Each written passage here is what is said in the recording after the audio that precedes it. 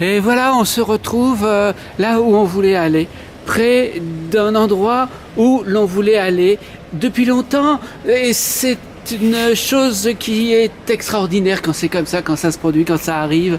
L'endroit où l'on est, c'est l'endroit depuis des années, depuis longtemps, on en avait parlé, voilà, à sa tante Hortense. Et la tante Hortense disait tout le temps, oui, tu y arriveras, oui.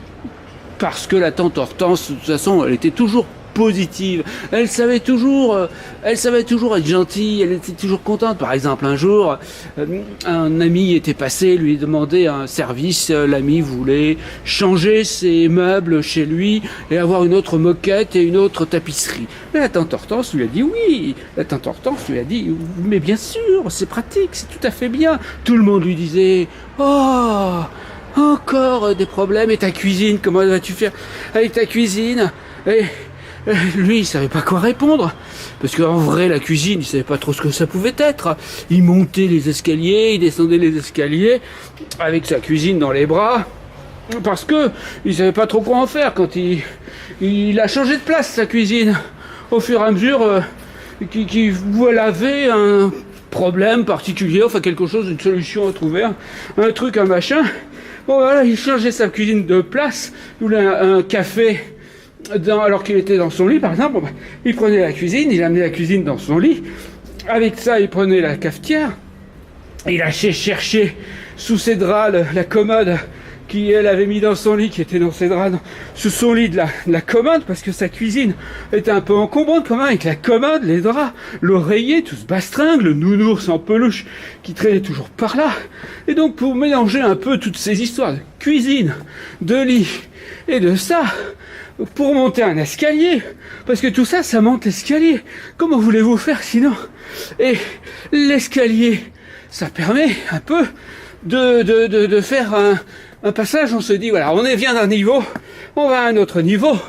Et pendant qu'on est dans l'escalier, eh ben, c'est une étape de réflexion.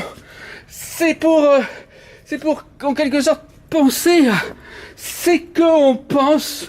Voilà, c'est pour penser. L'escalier, c'est une image du cerveau humain. On a des choses qu'on rentre dans des petites boîtes. Et lorsqu'on trimballe sa cuisine, avec sa chambre, avec je sais pas quoi encore, tout ça pour faire le café, quand il se présente un escalier, c'est pour réfléchir. Ça permet de réfléchir, l'escalier. On va d'un niveau où on faisait des tas de choses à un autre niveau où on ne sait pas encore ce qu'on va faire, mais on est content. Et pendant ce temps-là, eh ben, l'escalier, c'est un espace un peu vide où on s'essouffle un peu et on perd un peu ses moyens. Les poissons dans les bocaux, ils n'ont pas d'escalier. Les poissons, ils n'ont même pas d'escalier dans l'océan, de toute façon. Je ne sais pas comment ils font pour réfléchir, les poissons, ou pour aller d'un niveau à un autre. Il paraît qu'il y a des niveaux dans la mer. On lit ça dans les ouvrages de plongée sous-marine. Voilà.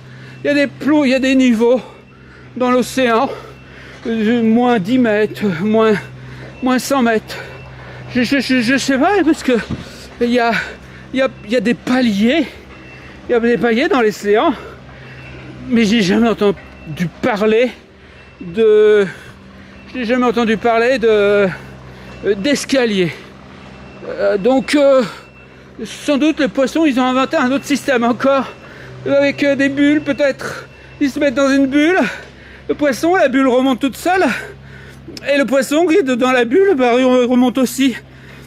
Comme ça, il est en porte. Alors pour descendre,